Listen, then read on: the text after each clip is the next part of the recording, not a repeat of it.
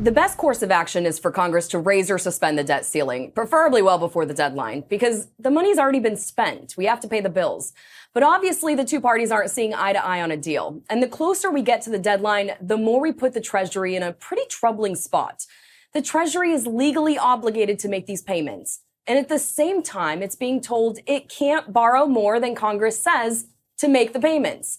So without a debt ceiling hike, in the simplest terms, Treasury's got to break one of two rules.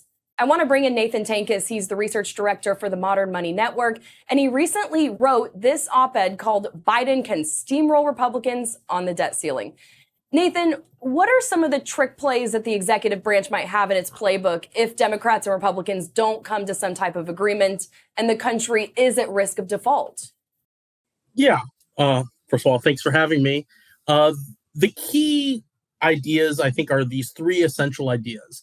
One is the big picture idea, which I think I'll start with, which plays off of what you were just saying, that Congress has given, from a certain point of view, the Treasury, the executive, these inconsistent orders, these inconsistent directives, and where they have to spend a certain amount, but they're only legally allowed to borrow a certain amount.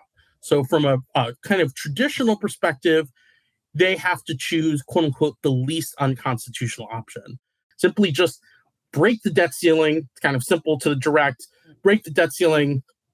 Debt ceiling is causing an unconstitutional crisis. So least unconstitutional breaking it, minting $1 trillion coin, you can just create money. So that's actually affirmatively constitutional. And so if the debt ceiling is binding, you're basically compelled to just create money. Or, let's, shuffle things around and lower the face value of the debt by issuing these tiny face value, high coupon bonds. And those are the three essential proposals that are around. Creative accounting at its finest, Nathan.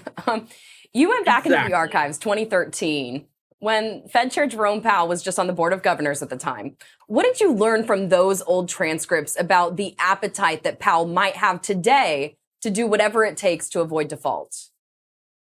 What I found in the archives in this conference call in October 16th, 2013, is very, very revealing comments from Powell and from other people at the Fed on an issue that wasn't exactly this issue, but I think is the closest stand-in we have to what Powell thinks. And this is the issue of in the situation where the Treasury actually does default, would the Federal Reserve buy defaulted Treasury securities for financial stability reasons? This is a proposal in a memo that was written to the FOMC, the board that makes monetary policy decisions.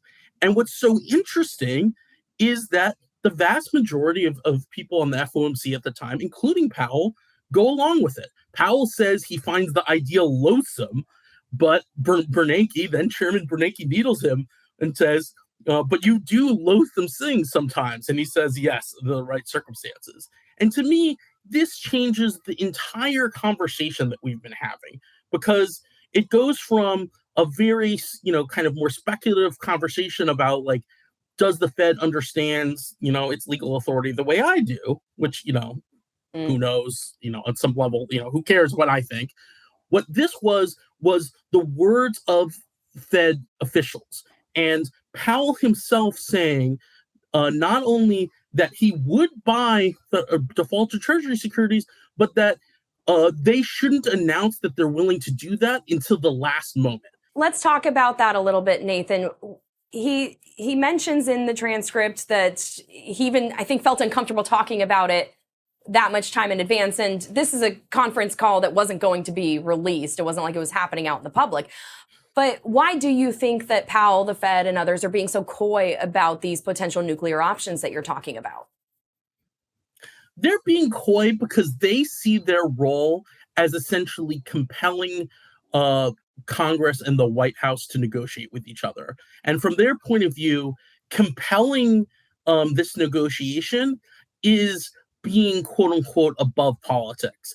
What they're worried about is if they come out on one side or another, that is politics, that is partisanship. But in their kind of internal institutional idea, they are worried that, oh, if we say that we're going to follow our legal obligation as a fiscal agent, for example, that they're going to take the steam out of this game of chicken between Republicans and Democrats, and that's political.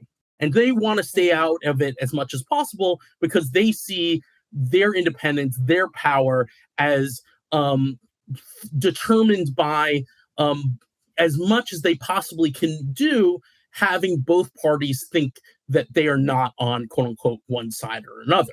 What should Republicans take away from this? Well, that's a very interesting question, because I'm actually not sure what Republicans should take away from it. In my optimistic guise, I would say Republicans should take the idea away from this that they should get behind a clean debt ceiling, because the Biden administration is going to trump card them with these workarounds, and they should make it look like they negotiated a deal rather than they, huffed and puffed and got nowhere. But that's just my optimistic moments. In my more pessimistic moments, I think, well, the Biden administration is so concerned about the politics of this. They're so concerned about being seen unserious or doing something dramatic, whether it's the debt ceiling, whether it's the coin, or even, this kind of boring, obscure, low face value, high coupon bonds, that they're worried that all these things are going to seem quixotic and that it's a political loser. And in my more pessimistic moments, and frankly, this is also from back channels I've heard from a number of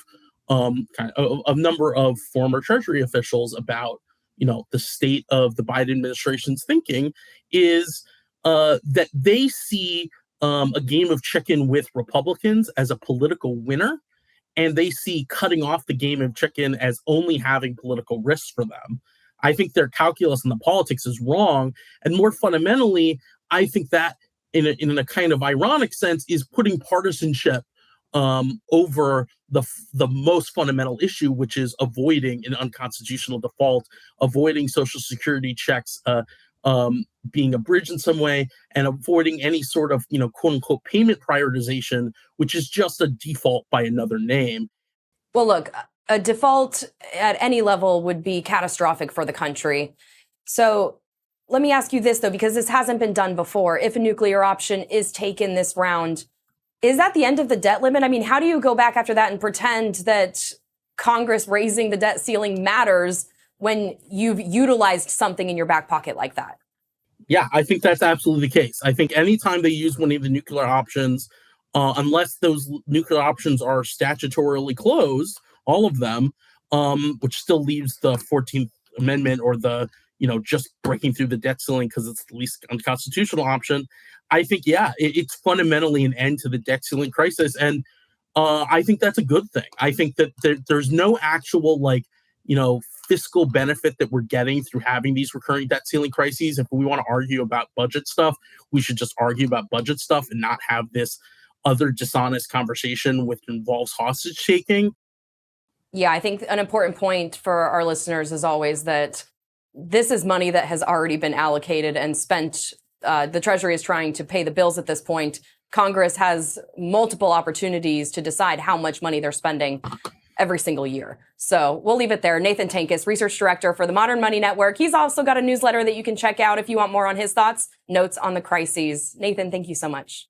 Thank you for having me.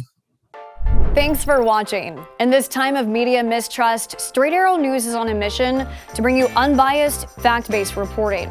So like and subscribe to Straight Arrow News below. And to see all of our content, go to straightarrownews.com.